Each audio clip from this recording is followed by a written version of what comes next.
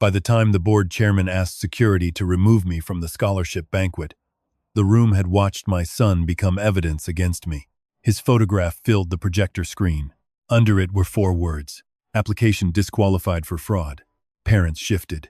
Teachers stared at the tablecloths. Lucas stood near the back wall, 16, and trying not to cry, while Grant Hollis explained that Ridgeway High could not allow personal hardship to excuse dishonesty. Then Daniel Reed walked onto the stage carrying a blue folder. He was still wearing his custodian's uniform. One guard moved toward him. Daniel placed the folder beside the microphone. "Before you escort Mara out," he said, "ask him why her original income form was hidden behind the cafeteria freezer." Faces turned toward Grant. "Mr. Reed, this is neither the time nor the place." Daniel opened the folder. "Then why did you choose this room to call her a criminal?" He held up 2 pages. One was the income statement the board claimed I had submitted. The other was my original form, stamped 3 weeks earlier. The numbers were different. The signatures were not. Grant's smile arrived late. "Those records are confidential. You said they were destroyed yesterday," Daniel replied. The board's attorney rose so fast his chair struck the floor. "Put those documents down. You are displaying protected student records." Security moved closer. The banquet clock read 11:41. Lucas's appeal deadline expired at midnight. Daniel looked at me. "I can put this away," he said quietly. "But if I do, they keep the version of you they wrote." For years, I had taught Lucas that dignity meant staying calm. Standing beneath his photograph, I understood that silence and dignity were not the same thing. I walked onto the stage. Grant reached for the folder. Daniel placed it in my hands. The smile vanished. Then Grant looked past me at Lucas. My son stepped from the wall and reached into his jacket. That was when I understood. He was not afraid of the folder. He was afraid of what Lucas had brought. "Before anyone plays anything," Grant said, "Mara should understand what this could do to her son." His voice stayed level, almost kind. Grant Hollis knew how to make a threat sound like advice. Lucas stopped beside the last row, one hand inside his jacket. "What will it do to him?" I asked. Grant turned as if surprised I could still speak. "If he distributes private material, he could face disciplinary action. Colleges take questions of judgment seriously." Behind him, Lucas's portrait remained above the accusation. He had worn a borrowed navy tie for that photograph. I had trimmed a loose thread from the collar before school. Now 200 people were studying his face while deciding whether his mother was a thief. A woman near the committee table whispered, "I knew there had to be more to it." My fingers tightened around the folder. Its plastic cover was cold and warped, with dried flour across one corner. I remembered completing the application after midnight, while Lucas slept beside his chemistry cards. I had checked every number twice, and carried the form to the counseling office myself. The false page carried my signature perfectly. "Where did you find this?" I asked Daniel. "Behind the north freezer, sealed in a trash liner." The attorney stepped closer. "And removed without authorization. I found records the district claimed had been destroyed." Grant lifted one hand toward security. "Miss Ellis, you are already under review as an employee. I recommend you leave before this becomes something you cannot undo." Principal Warren had used nearly the same words when he suspended me 3 days earlier. "Something you cannot undo." As though the damage began when I objected to it. The old response rose automatically. "Lower my voice. Apologize for the disruption. Ask for a private meeting. Protect Lucas by making myself smaller." Then he pulled out his phone. An audio file glowed on the screen. "Avery Hollis, Grant's daughter." Grant saw the name. His hand closed around the podium. "Lucas," he said, "whatever Avery sent you was a private conversation." Lucas's voice shook, but it carried. "She told me to save it." Avery sat beside her mother near the front. She did not look at Lucas. She looked at her father. Grant answered too quickly. She was upset. Teenagers say things they do not understand. Daniel glanced at me but said nothing. He did not tell me to be brave or promise to fix it. He had placed the truth in my hands and left the decision there. For 3 days, every person with authority had told me cooperation was safest. Sign the suspension notice. Stop calling committee members. Trust the process. The process had put Lucas's face on a wall and called my family dishonest. I walked to the microphone. The attorney blocked the projector controls. "If you proceed, the district will document your participation in the unauthorized disclosure of student information." I set the folder on the podium. Then document this too. My voice traveled through the hall. Conversation stopped. I opened the folder to the 2 income forms and turned them toward the audience. My name is Mara Ellis. I manage the cafeteria in this building, and I did not falsify my son's application. The clock changed to 11:43. We have 17 minutes before the appeal deadline. Before this board removes Lucas from consideration, I want one question answered. Grant's expression remained composed, but the hand beside the microphone had begun to tremble. I looked directly at him. Before anyone plays that recording, explain how your daughter knew Lucas would be disqualified before the committee ever met. 3 days earlier, I was counting cartons of chocolate milk when Principal Warren came into the cafeteria. He did not use the intercom. That was how I knew the problem had already grown beyond a phone call. Nadia Brooks was beside me, opening boxes of frozen peaches. She stopped when she saw his face. "Mara," he said, "bring your badge." The lunch line would open in 20 minutes. Steam rose from the dish machine. I wiped my hands on my apron and unclipped the plastic badge from my collar. The conference room outside his office held Grant Hollis, Evelyn Price from the Scholarship Committee, the district's Human Resources Director, and a lawyer I had never met. A clean blue folder sat in the center of the table with 3 photocopied pages inside. Grant gestured toward the chair across from him. "Miss Ellis, we need to discuss a serious discrepancy in your son's scholarship application." I sat, without removing my apron. The lawyer slid the first page toward me. My name appeared at the top. My signature appeared at the bottom. Between them, the form claimed I earned nearly $18,000 less than I had reported on my taxes. "That isn't my form." Evelyn folded her hands. "It was submitted under your login. I filled out a paper application. You authorized digital verification. I authorized the school to verify it. I did not enter those numbers."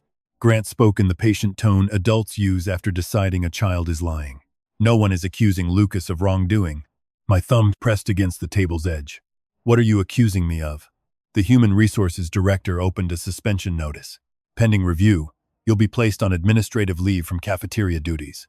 "With pay?" Her eyes dropped. "Initially." Grant pushed a pen toward me. "This is not a finding of guilt. Your signature only confirms receipt." I had learned years earlier that people became uncomfortable when I asked them to say the ugly part plainly. My former husband Derek had taught me that. When the electricity was shut off during the last winter of our marriage, he told his mother I had forgotten to pay the bill. He had emptied our checking account to cover a debt he refused to explain. When I confronted him at his parents' kitchen table, he said, "There she goes again, turning everything into a crisis." His mother watched me cry and decided the tears proved him right. After Derek left, every practical request became evidence that I was difficult. Child support, school fees, a repayment plan for the medical bills he left behind. I stopped raising my voice. Then I stopped asking questions in front of other people. Eventually, I began apologizing before I spoke, as though taking up less space could make my facts more believable. That morning, the habit returned. "I'm sorry," I said. "I know this creates a problem for the school." The lawyer's shoulders loosened.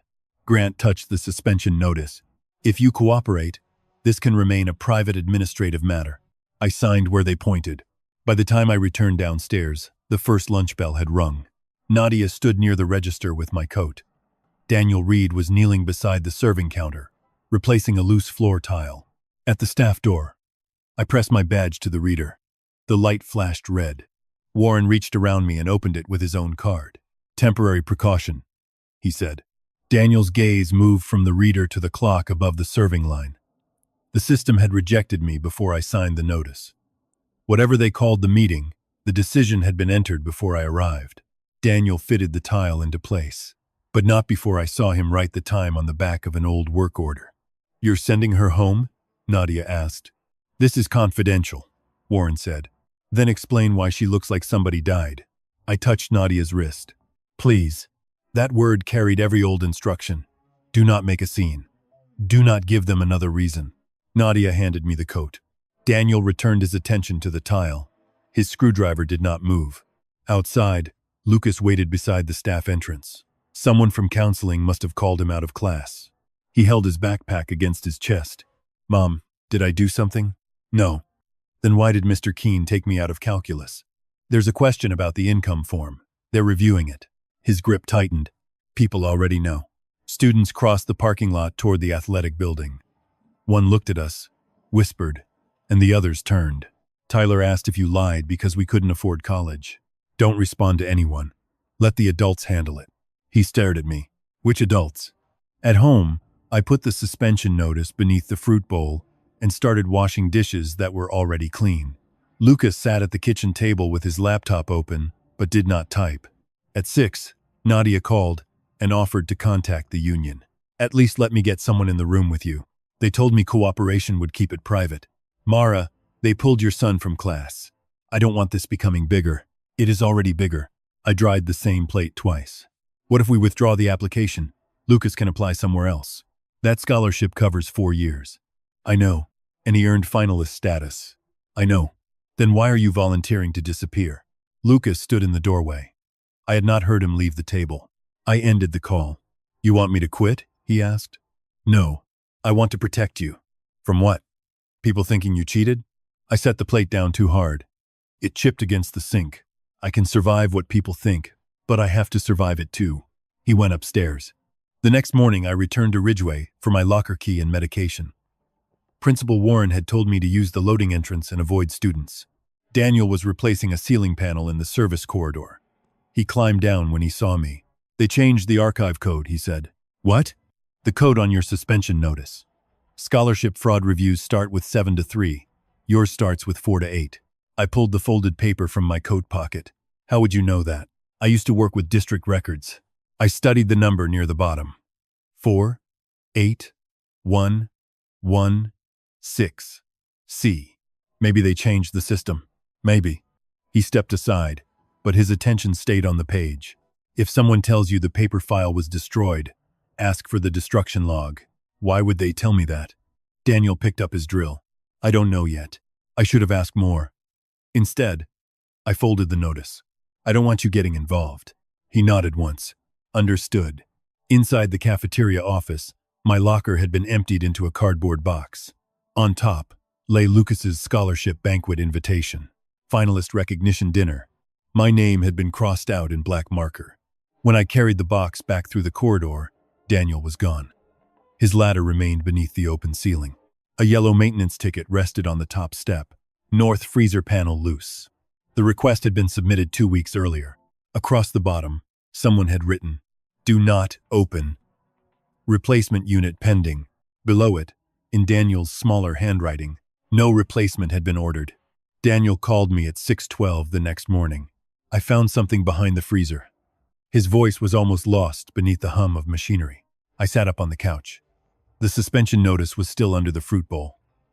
Lucas's untouched dinner waited in the refrigerator. What did you find? Come through the loading entrance. Don't tell anyone. Ridgeway High looked different before sunrise. Without buses or students, it was only brick glass and locked doors. Daniel waited beside the service entrance in a canvas jacket. He opened the door before I reached it. You shouldn't be here, he said. You invited me. I meant the building. Your badge is suspended. Then why am I here? He glanced toward the hallway camera. Because if I report this first, it goes to the same people who said it didn't exist. We crossed the dark cafeteria by flashlight. The loose freezer panel leaned against the wall. Behind it was a narrow cavity lined with dust and old insulation. Daniel knelt, reached inside, and pulled out a clear trash liner. The blue folder inside was bent along one edge. My knees weakened before he opened it. Lucas's name was printed on the tab. Daniel carried the bag to a prep table and put on disposable gloves. The seal had been twisted and taped. Flour clung to the plastic, making it look like kitchen trash. He cut the tape. The first page was Lucas's cover sheet. The next pages held his essay score and teacher recommendations. My original income form was on page 6. A faint coffee ring marked the corner where I had set my mug while completing it. The pen had skipped halfway through my employee number. Small mistakes no one else would know to reproduce. That's mine. Daniel placed another sheet beside it. The replacement form was cleaner. Same layout, same signature, different income. $18,000 lower. He pointed to a gray line along the bottom. It's a scan code. The district system prints one when a document is uploaded. Can it tell us who? Not from the page, but it tells us where. The code ended in 3B. Executive offices, he said. Grant Hollis did not work in the school every day, but the foundation kept an office near the boardroom. My phone vibrated. Lucas. Where are you? He asked. At school. You're not supposed to be there. I know. I need to show you something. He sent an audio file. Avery Hollis's voice came through the speaker. My dad said not to worry about the ranking because your application had a problem. But he said that before the committee met, and I don't know how he knew.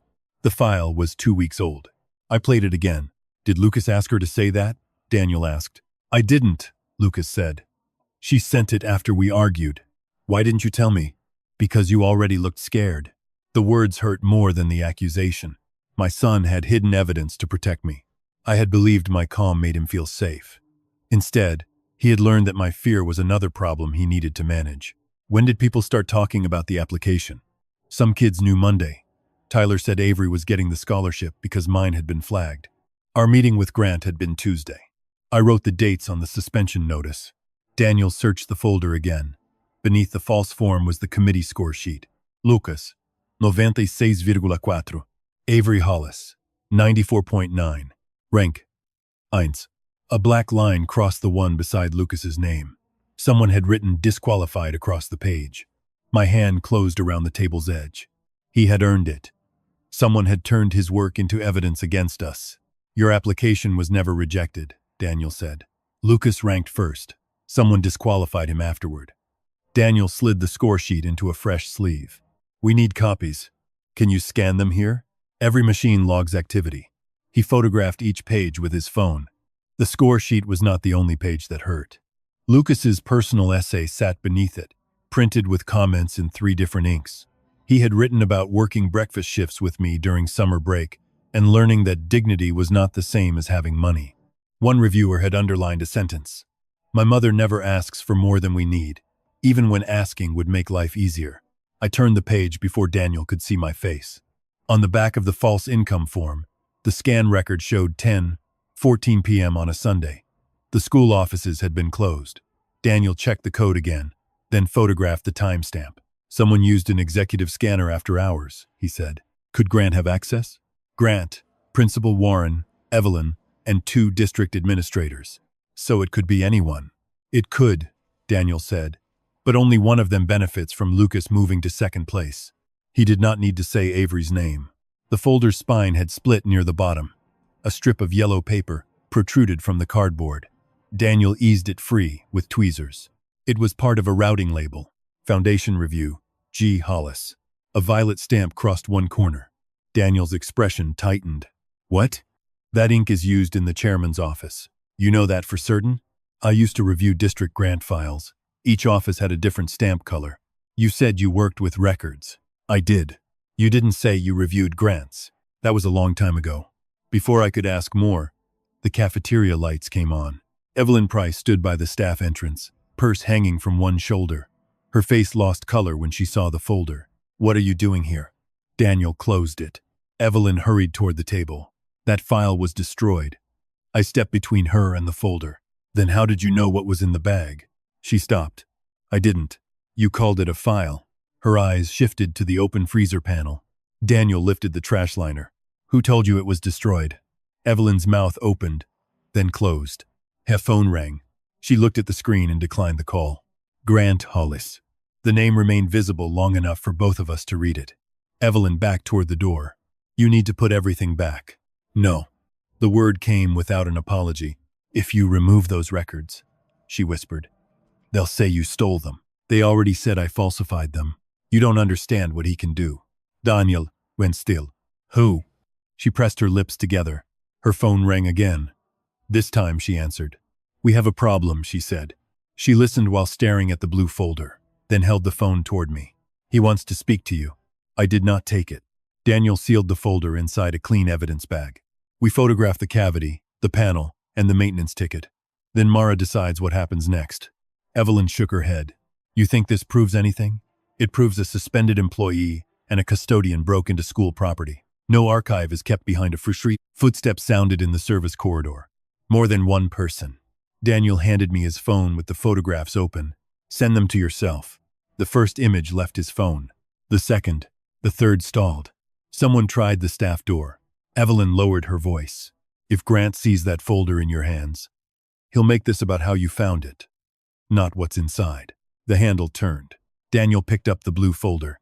Then we make sure he has to lie about it in front of witnesses. Back at the banquet, Grant did not answer my question. He lifted one hand toward Lucas. Put the phone away. My son stayed where he was. Avery sat in the front row beside her mother, both hands gripping the table. Grant's wife whispered something. Avery shook her head. The board attorney stepped to the microphone. This event is not an evidentiary hearing. Any recording played without consent may violate district policy and state law. Parents began pulling out their phones. Principal Warren crossed the aisle toward Lucas. Give me the device. No, I said. The word came out louder than I intended. Grant turned back to me. Miss Ellis, control your son. He is not out of control. He is holding private material over another student in a crowded room. Lucas's face changed. Grant had taken a frightened boy holding evidence and made him look dangerous without raising his voice. Avery spoke. I sent it to him. Her mother caught her arm. Avery, don't. Grant's jaw shifted. You were upset. You did not understand the situation. I understood what you told me. Teachers stopped pretending not to listen. 2 scholarship committee members leaned together. Nadia stood near the rear doors with her arms crossed. Grant adjusted the microphone. This is why confidential processes exist. Fragments of information can be manipulated by people who do not understand the full context. He looked at me, especially when there is already a pattern. The projector changed. Lucas's photograph disappeared, replaced by a list. Reduced lunch request. Late activity fee payment. Emergency uniform assistance. Payment plan appeal. Each item carried a date. Grant pointed to the screen. Over 4 years, Miss Ellis has repeatedly sought exceptions, extensions, and financial accommodations from this district. Every request had been legal. Lucas's asthma medication had doubled in price. Derek had missed 3 months of support. The washing machine had flooded the apartment the week band fees were due. Grant removed every reason and left only the asking. Mrs. Bell, who had approved the emergency uniform assistance herself, lowered her eyes. Coach Ramirez stared at the screen long enough for me to know he remembered waiving Lucas's fee after Derek stopped paying support. None of them corrected Grant. Their silence turned ordinary requests into a case against my character. A camera flash went off near the back. Someone had already begun streaming. I pictured the list appearing in neighborhood groups before we reached home. Not the reasons, not the dates in context. Only proof that Mara Ellis had spent years asking for help. A pattern of manipulation does not begin with a forged form. It begins when someone learns that hardship can pressure institutions into ignoring rules. Nadia started down the aisle. I caught her eye and shook my head. The old instinct had returned. Keep her out of it. Keep Daniel out of it. End this before more people were hurt. I'm sorry this disrupted the banquet, I said. Lucas flinched. Grant nodded as though I had confirmed something. If you withdraw the appeal tonight, the board may resolve the employee matter internally. Daniel stood beside the stage steps, guarded by 2 security officers. They changed the form, he said. Withdrawing the appeal doesn't change that. The attorney faced him. Mr. Reed, your employment file indicates prior involvement in a county grant investigation. Is that correct? Daniel's expression closed. Grant had prepared this. The attorney continued. An investigation in which your conclusions were later challenged. Not here, Daniel said. Then perhaps you should not present yourself as an authority on altered records.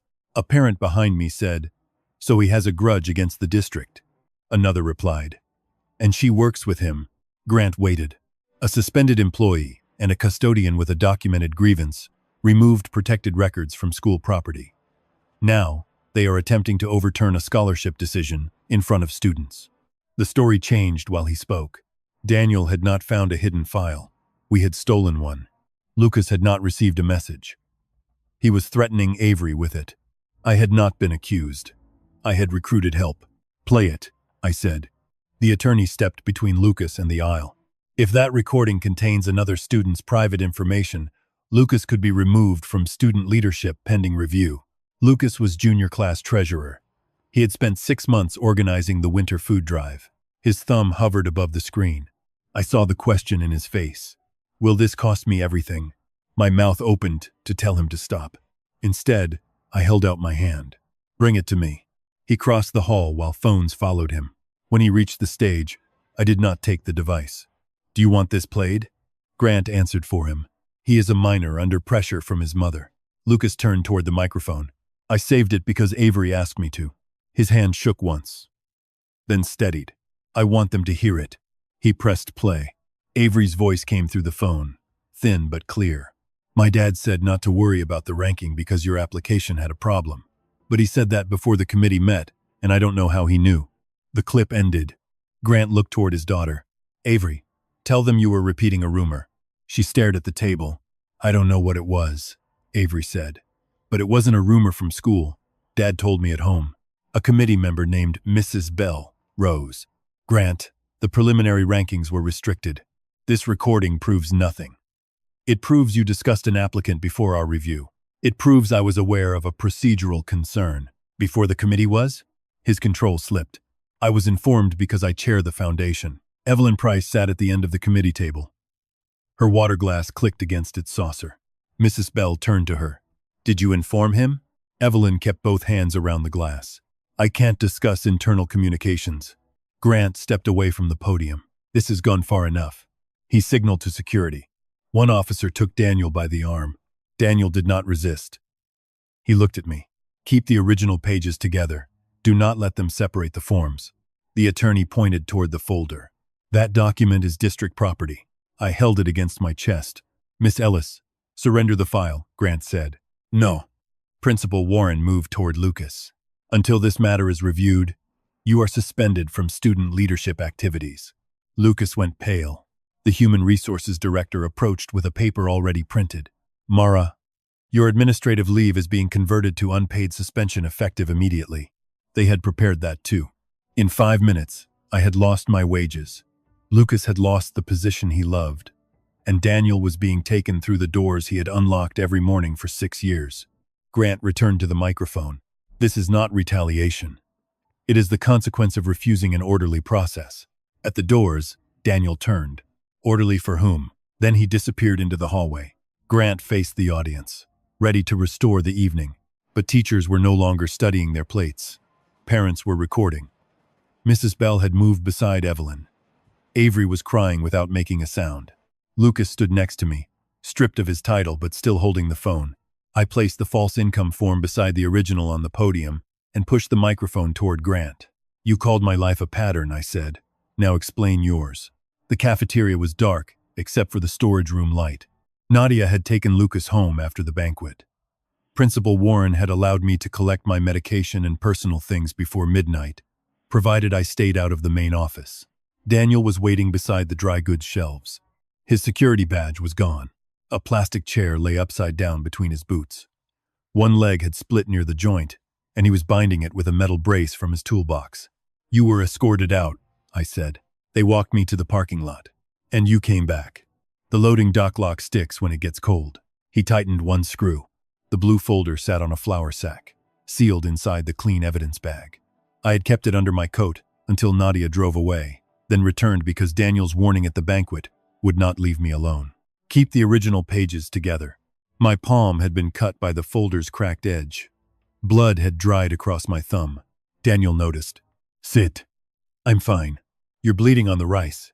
I moved the folder and sat on an unopened cereal box. He washed his hands at the utility sink, then returned with an antiseptic wipe and bandage. I held out my hand. He cleaned the cut without speaking. His fingers were steady, but the muscle along his jaw kept tightening. They knew about your old investigation, I said. Yes. What happened? He sealed the bandage over my thumb, then released my hand. Not the version Grant told. That is not an answer. No. He turned the repaired chair upright and tested it. The brace held. 7 years ago, I audited county education grants. One file belonged to a student named Elena Ruiz. Her eligibility form had been replaced after the panel ranked her first. I found duplicate scan codes, access after hours, the same kind of routing gap we found in Lucas's file. What did you do? I requested more records. That isn't what I asked. His eyes stayed on the floor. My wife Beth worked as a district counselor. She had just begun treatment for lymphoma. Her insurance came through the school system. Someone threatened her job. No one said it directly. Her principal mentioned restructuring. A board member reminded me that audit conclusions had to be responsible. Beth asked me not to turn our lives into a war while she was sick. So you stopped? I narrowed the finding. Wrote that the handling was irregular but inconclusive. What happened to Elena? She lost the scholarship, delayed college. I heard she never went back. And Beth lost her position the following spring anyway. Budget reduction. His voice remained controlled. That made it worse.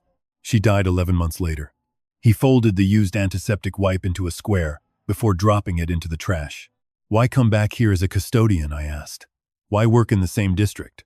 Beth loved this school before the district taught her to be afraid of it. After she died, I could not sit behind another desk and sign another conclusion. Maintenance was honest. A hinge was loose, or it wasn't. A boiler worked, or it didn't. No one asked me to rename the problem. And no one noticed you. That helped. The admissions settled between the cereal boxes. I understood more than I wanted to. I had chosen a version of invisibility too. Hair tied back. Voice kept even. Bills folded inside a drawer before Lucas could see them. I had called it stability, because admitting I was afraid would have made the fear harder to control. Daniel's work had made him invisible to the people upstairs. Mine had made me useful enough to ignore until they needed someone believable to blame. Did Beth know what you wrote? I asked. Yes. Did she forgive you? She said she understood why I was scared. That was not the same thing. I wanted to feel only sympathy. It would have been easier. Instead, I saw Lucas beneath his photograph and myself signing the suspension form while Daniel stood nearby, already understanding more than he admitted. When did you first suspect my file had been altered? He did not answer quickly enough. Daniel, Monday night. The banquet had been Thursday. You knew for 3 days? I saw the wrong archive code on a disposal request. I checked the scan index and found a duplicate entry. Before they suspended me? Yes. The cereal box creased under my fingers. You watched me sign that paper. I did. You knew the process was wrong. I knew something was wrong. I had no document I could show you. You could have warned me. Yes. No defense. No excuse. Anger rose cleanly, without the shame that usually followed it. Why didn't you? Because the last time I acted, Beth paid for it. You just told me you did not act. He absorbed that. You're right. I stood and paced between shelves of canned tomatoes, napkins, and applesauce. Ordinary supplies sat in careful rows, while my son's future had been rearranged upstairs. You told me I did not have to defend my dignity alone. I meant it. But you left me alone until you had enough proof to feel safe. His face tightened. Yes. The honesty hurt more than a polished explanation. Lucas spent 3 days believing my fear was something he had to protect. Daniel rose, then stopped himself from coming closer. I saw the duplicate Monday. I told myself I needed certainty. Part of that was caution. And the rest? Cowardice. The fluorescent bulb flickered. He placed a folded sheet beside the folder. It documented when he saw the duplicate scan, found the maintenance ticket, and opened the freezer panel. I wrote everything down, including my delay. This could destroy your credibility. It should be considered. You could leave that part out. I already know what happens when I make the truth smaller to protect myself. The air between us shifted. Not forgiveness, recognition. I touched his statement with my bandaged thumb. At the meeting, I almost withdrew the application. I guessed. How? You apologized to them. A bitter laugh escaped me. I always apologize before I surrender. You did not surrender tonight. Lucas paid for that. He would have paid if you stayed quiet too. The bill would have arrived later. I sat again. Daniel filled a paper cup at the sink and set it beside me without asking. The gesture was small enough to hurt. I'm grateful you came back, I said. But gratitude isn't forgiveness, and it isn't love. His gaze lifted. I know. There was no surprise, only care held behind restraint. If anything ever happens between us, he said, it can't begin while your son is still paying for my silence. My pulse changed, but I did not move toward him. Nothing is happening between us. No. Not now. Someone knocked at the loading entrance. Nadia's voice came through the door. Mara, the union lawyer is on the phone. She says do not give the district another statement without counsel. Daniel slid his confession into the evidence bag. I took the folder. This time, he did not carry it for me. At the door, I paused. Are you coming? To the lawyer? Yes, if you want me there. I want the full truth there. Daniel picked up his coat. That includes the part where I failed you. Yes, I said. Especially that part. The union lawyer met us in a 24-hour diner across from the bus depot. Her name was Helen Shaw. She wore a raincoat over sweatpants and carried a legal pad with 3 pens clipped to the top. Put the folder on the table, she said. Nobody opens it until we establish who touched what. Daniel set the evidence bag between the sugar dispenser and the napkin holder. Helen wrote down the time. Mara, start with when you first saw the altered form. Daniel, speak only when I ask. Nadia, stop answering texts from district employees. Nadia turned her phone face down. For the next hour, Helen built a chain of custody out of bad decisions. The folder had been hidden behind school equipment. Daniel removed it without authorization. I carried it through a public event. Multiple pages had been displayed. Evelyn saw it before it was sealed again. Is any of that fatal? I asked. Not necessarily. But the district will argue contamination, theft, privacy violations, and retaliatory motive. The pages are still real. Real and admissible are not the same thing. Daniel placed his written statement beside the bag. Helen read it twice. You included the 3-day delay. Yes, that gives opposing counsel a clean way to call you unreliable. It happened. I am not telling you to lie. I am telling you they will use your honesty as a weapon. They already are. Helen circled something on the page. Then we prepare for that. At 2:18 a.m., an email arrived from Human Resources. Daniel's employment was terminated effective immediately for unauthorized access to confidential student records and removal of district property. No hearing, no severance. His health insurance ended at midnight. He read the message once, locked his phone, and asked Helen what documents she needed next. At 2:31, my own notice arrived. Unpaid suspension pending investigation. Benefits would remain active for 30 days. After that, I would owe the full premium. I opened the calculator on my phone. The monthly amount was more than our rent. Nadia saw the number. We can challenge this through the union. How long? 6 weeks, maybe longer. Lucas's asthma inhalers sat in the bathroom cabinet at home. 2 refills remained. Helen tapped her pen against the pad. The district may offer a temporary resolution. You should hear it before deciding. A resolution means they want me quiet. It may also mean you keep your insurance. Daniel covered his coffee cup with one hand. I can pay the premium, he said. No, I have savings. So do I. Mara, you do not get to lose your job, pay my bills, and call that accountability. I wasn't calling it anything. You were trying to make yourself useful. His hand moved away from the cup. Helen glanced between us. Whatever this is, keep it separate from the case. It is separate, I said. Daniel answered, at the same time. It has to be. By sunrise, Helen had photographed every page, sealed the originals in a tamper-evident envelope, and signed across the flap. She agreed to store it in her office safe. I left carrying a list of costs. Consultation fee, records request, forensic document review, emergency injunction if the district tried to close the appeal. At home, Lucas sat at the kitchen table wearing the same shirt from the banquet. He pushed a sheet of notebook paper toward me. I made a budget. The top line was our remaining savings. Beneath it, he had listed groceries, rent, insurance, legal fees, and college application costs. He had crossed out SAT tutoring. Then the winter campus visits. Then the deposit for senior year activities. I can get more hours at the grocery store, he said, and transfer to Eastview. No, they won't stop talking about this at Ridgeway. No, Mom, stop acting like every sacrifice I offer is something you have to protect me from. His voice cracked. I sat across from him. You are not paying for what Grant did. It's my scholarship. It is our fight, but it is not your debt. What if we lose the apartment? We won't. You don't know that. He was right. I unfolded Helen's estimate and placed it beside his budget. I have the college savings account. His face changed. No, it was meant to give you choices. This is not a choice. It is the reason choices exist. We use the money to protect your record now, or save it for applications built on a lie. He shoved back from the table. I don't want you spending everything on me. I am not spending it on you. I am spending it against them. The sentence surprised both of us. Lucas lowered his head. After a moment, he uncrossed the campus visits and SAT tutoring. He did not erase the grocery store hours. I let that stand. By noon, Daniel's truck was outside our apartment.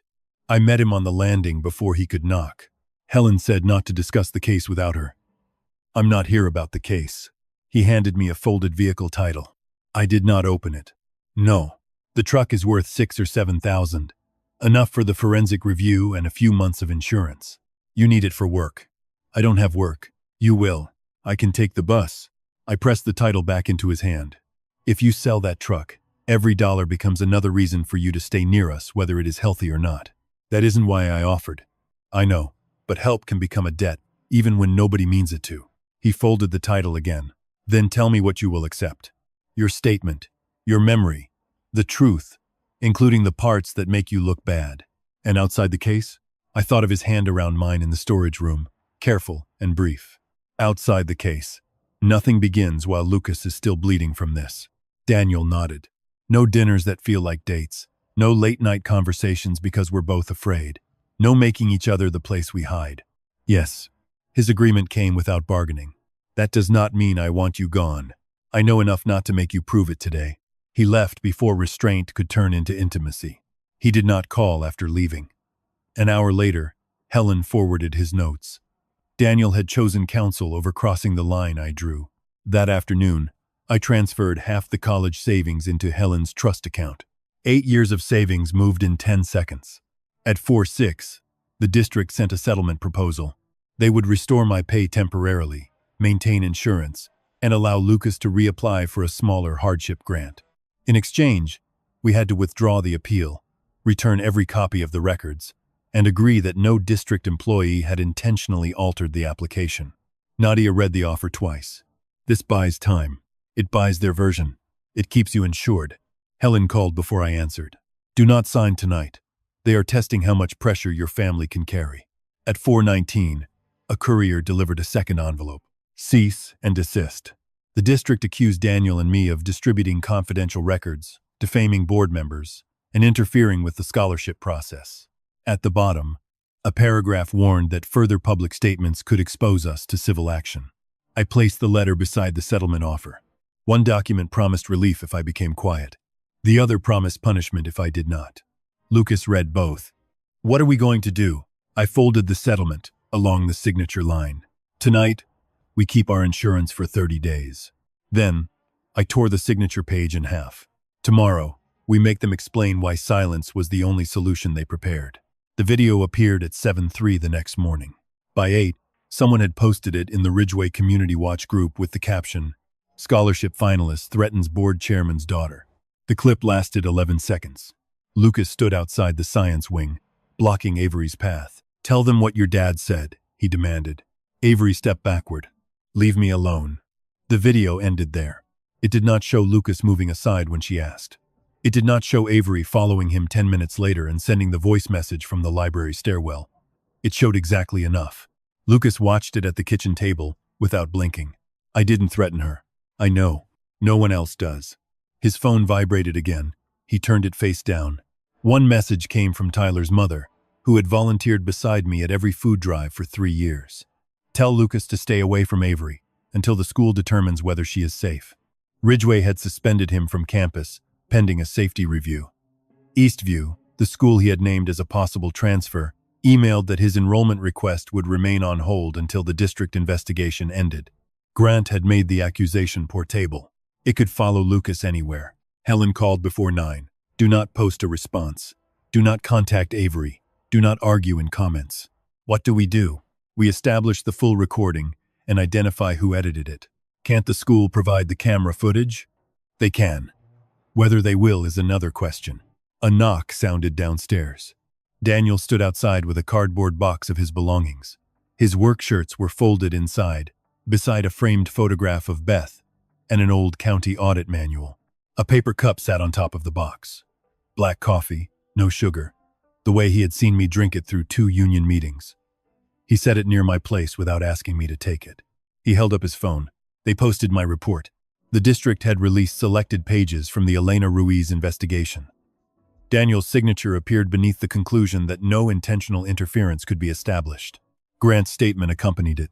Mr. Reed has a documented history of making unsupported accusations after professional disagreements.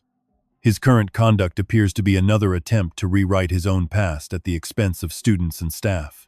Daniel set the box on the counter. He's right about one thing. I signed it. You told Helen why. That explanation will sound like guilt dressed as grief. Lucas pushed back from the table. So you're quitting? Daniel faced him. I'm considering whether my testimony helps your mother or gives Grant another target. He already made you one. If I withdraw, Helen can focus on the documents. And let him say you lied? Mara's case cannot become a trial about my character. It already is, I said. Nadia arrived carrying coffee and the settlement agreement. She placed both on the table. I spoke to the union attorney. They'll reinstate your pay today if you sign. The new offer was better. My suspension would become paid leave. Lucas could finish the semester remotely without a disciplinary notation. The district would cover 3 college application fees. Daniel would not be referred for criminal prosecution. In exchange, we would withdraw every complaint and acknowledge that the application discrepancy could not be attributed to a specific person. Nadia pushed a pen toward me. I hate this, but Lucas is locked out of school, your insurance clock is running, and Daniel could be charged. She had defended me from the first meeting. Hearing surrender in Nadia's voice felt different from hearing it from Grant. He wanted me quiet because the truth endangered him. She wanted me quiet because she could see how much the truth was costing us. You think I should sign? I think surviving matters. Lucas left the kitchen. His bedroom door closed upstairs. Nadia lowered her voice. You can be right and still lose everything. The agreement waited beneath my hand. Grant had learned the exact price of my fear and itemized it. Pay, insurance, Lucas's record, Daniel's freedom. All I had to give him was uncertainty. Daniel moved the pen away. If you sign, it cannot be because of me. You are included in the offer. I know. If I refuse, they may prosecute you. That is my consequence. You did not alter the application. I removed the file. That may matter morally. It may not matter legally. He kept his hand off mine. Do not turn your son's future into payment for my second chance. Upstairs, drawers opened, and a duffel bag zipper ran shut. Lucas was trying to make himself easier to move. I picked up the pen. Daniel's phone rang. Helen. He answered and put her on speaker. I found the source of the edited video, she said. It was uploaded from an account registered to the Foundation's media consultant. Nadia froze. Can you prove Grant ordered it? I asked. Not yet, but the consultant received a Foundation payment yesterday morning. A second email appeared on my phone. Avery Hollis had issued a statement. Lucas pressured me repeatedly to support his family's accusations. The recording he shared was made during an emotional conversation and does not reflect my current understanding of events. Lucas came downstairs carrying the duffel bag. His chemistry book protruded from the front pocket, along with the navy tie he had worn in the banquet photograph. Where are you going? Uncle Ben said I can stay with him until this is over. You called Derek's brother? He called me after seeing the video. You are not leaving. You lost your job because of me. Daniel lost his. Now they're threatening to sue you. None of that is because of you. It started with my application. It started with someone deciding you were easier to remove than the person in second place. His eyes filled, but he held the bag. I can't keep watching you spend everything. The phone on speaker went quiet. Then Helen said, There's one more thing. Grant's attorney called about the cease and desist. He referred to the document Daniel found as the freezer copy. Daniel's head lifted. Helen continued, I checked every public statement, filing, and minute of banquet footage.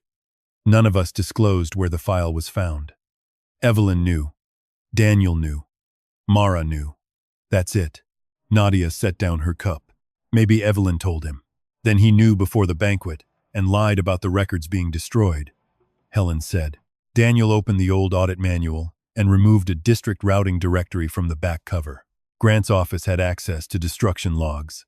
If he called it the freezer copy, he knew there was another version. The apartment changed around that sentence. Not because we had found another page, because Grant had named the hiding place himself. My pen touched the settlement. I drew one line through my typed name, then another. Lucas lowered the duffel bag. Daniel closed the manual. I'm not withdrawing my statement. Nadia picked up the agreement. What do we do with this? Send it back. Unsigned? I tore out the signature page and wrote beneath my name. The application discrepancy has a source. To find it, I handed the page to Nadia. Send that. Helen exhaled through the speaker. Grant will escalate. He already did. Outside, a news van stopped in front of the building. Lucas moved toward the window. I caught his sleeve. Let them wait.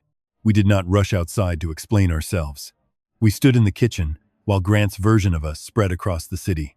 Then Daniel opened his audit manual to the section on access records. Not to save us. To prepare us for the fight we had stopped trying to avoid. The independent review hearing began 6 days later in the district administration building. There were no banquet tables or projectors showing Lucas's face. Only a long oak table, 3 outside reviewers, a court reporter, and a row of chairs for witnesses. Grant arrived with 2 attorneys. He smiled at me as though we were attending the same meeting for different reasons. Daniel sat 3 seats away. Helen had insisted on the distance. If they suggest this is personal, she had said, do not help them. Lucas waited outside with Nadia. He had asked to testify, but I would not place him in another room where adults used his pain as evidence. The lead reviewer, Dr. Miriam Cole, opened the hearing. This panel is not deciding whether Miss Ellis is likable, cooperative, or financially responsible. We are determining whether a scholarship application was altered and whether district officials interfered with the review. Grant's attorney stood. No one disputes that 2 versions exist. The question is, who created the second version and why? He turned toward me. Miss Ellis had access to her signature, knowledge of the criteria, and a financial motive. Mr. Reed had a history of conflict with the district and admitted entering a restricted area. Grant folded his hands. The version of us he had built was polished. A desperate mother, a disgraced auditor, a frightened student. All dangerous, because we had reasons to care. Dr. Cole called Evelyn Price first. She confirmed that Lucas had ranked first after the committee's initial scoring. Who had access to the verification documents? Dr. Cole asked. Committee staff, the principal, foundation leadership for compliance review. Did Mr. Hollis have access? Yes. Grant's attorney objected. He had authority to review, not alter. Dr. Cole continued. Did you open the digital record on the Sunday before final review? Evelyn tightened her grip on a tissue. Yes. Why? Mr. Hollis asked me to confirm an inconsistency. Had anyone on the committee reported one? No. Grant leaned toward his attorney, but Evelyn continued. He gave me a routing code. I reopened the file and left the office for about 20 minutes. Was Mr. Hollis still there? Yes. The court reporter's keys clicked steadily. Grant's attorney rose. Miss Price is facing disciplinary action. Her testimony is influenced by self-preservation. Evelyn met his eyes. It should have been influenced by courage earlier. Grant stared at her. She did not look back. Daniel was called next. He explained scan codes, after-hours access logs, routing labels, and the difference between an original upload and a replacement page. Grant's attorney held up the Elena Ruiz report. You made accusations about scholarship records before, then concluded there was insufficient evidence. I wrote that conclusion. Were you wrong then, or are you wrong now? Daniel's hands remained flat on the table. I was afraid then. That was not the question. It is the answer. You delayed reporting concerns in this case as well. Yes. So your judgment is unreliable. My delay was unreliable. The scan code is not. He stopped there. He did not explain Beth, or ask for sympathy. He gave them the part that belonged to the evidence. Across the table, Grant stopped taking notes. His pen remained uncapped beside his hand, leaving a dark spot on the legal pad. Avery entered after lunch. Dr. Cole played the full hallway video. Lucas asked her to tell the truth. Avery told him to leave her alone. He moved aside. She followed him. The edited clip had removed 27 seconds. Did Lucas threaten you? Dr. Cole asked. No. Why did you release a statement saying he pressured you? My father said the district would blame me for recording him. He said colleges would think I was disloyal and unstable. Grant's chair scraped the floor. Avery. Dr. Cole raised one hand. You will not address the witness. Avery turned toward him. You told me Lucas's application was finished before the committee met. I told you there was a concern. You told me not to worry because you had handled it. Grant's smile did not return. When my turn came, Helen placed no notes in front of me. You know the sequence, she said. Tell it without asking permission. I began with the paper application, the coffee ring, the skipped pen stroke, the meeting where my badge had already been disabled, the hidden folder, the banquet, the settlement. I did not explain why I had needed reduced lunches or payment plans. Those requests were not confessions. Grant's attorney interrupted. Are you asking this panel to believe a respected board chairman risked his career over one scholarship? No. He paused. I'm asking the panel to believe he thought he was not risking anything because the person he blamed served his lunch. One reviewer lowered his pen. Grant spoke before his attorney could stop him. This is exactly the performance I warned you about. Dr. Cole faced him. You will have an opportunity to respond. I am responding to a false narrative. Helen handed the panel a preliminary metadata report obtained after the reviewers ordered the district to preserve its server logs. It confirmed the original upload, the later replacement, and an access path leading into an inactive compliance folder. Before Helen explained what the outside examiner had recovered, Grant leaned forward. Who gave you the second scan? Nobody had said there was a second scan. Dr. Cole's gaze sharpened. Helen kept her voice even. We had not identified it yet. Grant's attorney whispered, "Do not answer." But Grant had already looked toward Evelyn. Not at me. Not at Daniel. At the person who had opened the file for him. The calm broke. She had no authority to preserve that copy. Dr. Cole asked, "How did you know she preserved it?" Grant stood. "Because I know how this district works. Because I built half these procedures while people like her treated them as optional." "Sit down," his attorney said. Grant ignored him. "My daughter deserved that scholarship. I protected the process from becoming another sympathy contest." Avery's face emptied. "You said I won. You would have. If Lucas was removed." Grant struck the table with his palm. One family was going to leave disappointed. I chose the family that had supported this institution for 20 years. The court reporter stopped typing for half a second. That was the sentence he had not polished. I stood, not to shout, to make sure my voice reached the end of the table. "You did not find fraud in my application. You put fraud there and taught the room to call it mine. I placed the original form beside the altered one. I am not asking anyone here to feel sorry for us. I am asking you to stop rewarding the person who lied first." His attorney demanded a recess. Dr. Cole denied it. Grant began listing donations, programs, and buildings with his family's name. Each achievement sounded smaller beside the 2 pages. The panel recessed for 40 minutes. Lucas joined me in the hallway. "Did you say everything?" "Yes." Daniel waited near the elevator. He did not come closer until I nodded. The panel returned at 5:26. Grant was suspended from board and foundation duties, pending an independent investigation. Lucas's disqualification was vacated. Every scholarship file reviewed under Grant's authority during the previous 8 years would be reopened. Dr. Cole asked whether I wanted immediate disciplinary action recommended against Avery. "No." Grant laughed bitterly. I faced him. "She repeated your lie because you made fear sound like loyalty. I know what that training does to a person." Avery began to cry. The ruling did not restore the scholarship that evening. It did not return Daniel's job or remove the video from every phone. But when we left, reporters called my name instead of Grant's version of it. I kept walking. Lucas besieged me. Daniel several steps behind. No one spoke for me. No one needed to. 3 months later, I returned to the Ridgeway cafeteria through the same staff entrance that had rejected my badge. The reader flashed green. I still hesitated before pushing the door open. Nadia was waiting inside with a paper cup of coffee and a fresh apron folded over one arm. "You planning to stand there all morning?" "Maybe." "Then at least hold the door. It's freezing." I stepped in.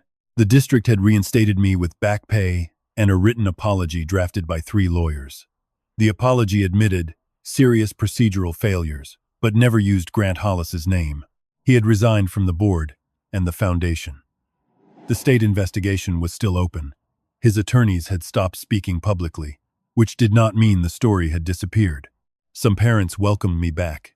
Others watched me serve their children as if they were still deciding which version to believe. The first time a tray crashed behind me, my body locked before my mind caught up. A few students laughed. I gripped the serving spoon until Nadia touched my elbow. "Just a tray," she said. I nodded. It was only a tray. My hands shook anyway. Lucas returned to Ridgeway after the safety review cleared him. The student council offered to restore his treasurer position, but he declined.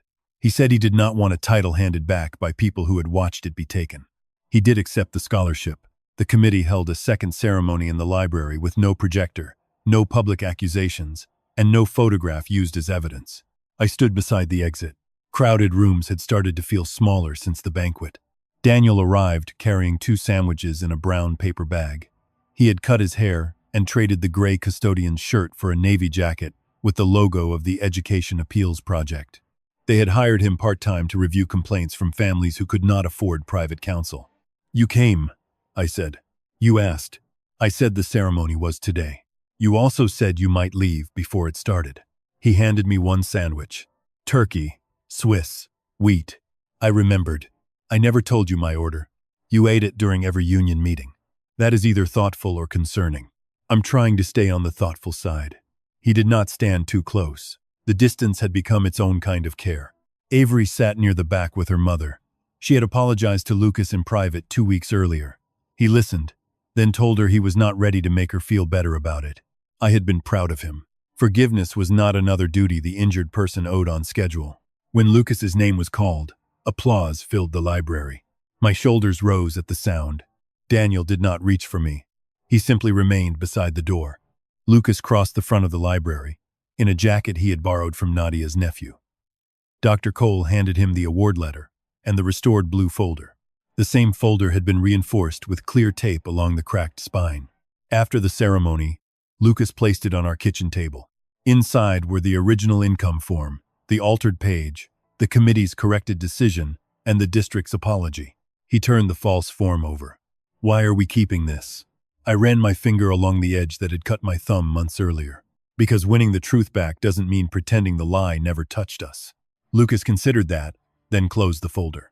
Daniel arrived for dinner 20 minutes later. Not a case meeting. Not a strategy session. Dinner. I had made baked chicken. Nadia brought a pie and left before dessert, after announcing that 3 people at one table did not require union representation. Daniel fixed the loose handle on a kitchen drawer while I set out plates. You know you're allowed to visit without repairing something, I said. I'm working toward it. Lucas carried the blue folder from the table to the bookshelf. He did not hide it in a drawer. He did not leave it in the center of the room either. That felt right. After dinner, he went upstairs to finish an essay. Daniel and I washed dishes.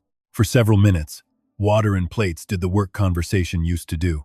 Then he dried his hands. Would you let me take you to dinner next Friday? This wasn't dinner. This was chicken with a witness upstairs. Lucas is not a witness. He took notes on how many times I complimented the food. I laughed before I could stop myself. The sound startled me less than it once had. Daniel waited. No pressure. No gratitude, mistaken for affection. No crisis deciding for us. Yes, I said, next Friday. His smile was small. Ask me again Friday morning. Why? Because I want the answer to belong to that day, not to everything we survived. He nodded. Fair. The following week, the district released the first results of the wider review. 4 other scholarship decisions had been reopened. 2 families had already filed appeals. The truth had not repaired everything. Grant had supporters who called the investigation political. Evelyn had lost her position despite cooperating. Avery stopped eating lunch in the cafeteria. Daniel still woke some nights, believing he had waited too long again. I still apologized when I was frightened. Now, sometimes, I caught the word before it left my mouth. On Friday morning, Daniel texted one sentence. Dinner tonight? I stared at the message longer than necessary. Then I typed, yes. Not because you found the folder. Not because you stood beside me. Because I want to know who we are when nobody needs saving. His reply came a minute later. That's the only reason I was hoping for. That afternoon, the blue folder remained on the bookshelf, while Lucas filled out college housing forms at the kitchen table. It was still part of our home. It was no longer the center of it. Some people do not destroy you by shouting. They do it by writing a version of you that everyone else can believe. And sometimes, the person who helps you survive is not the person who fixes your life. It is the person who refuses to laugh, look away, or let the lie speak uncontested. If this story stayed with you, tell me in the comments. Have you ever had to fight for the truth of your own life? And if you want more stories like this, leave a like, subscribe, and I'll see you in the next one.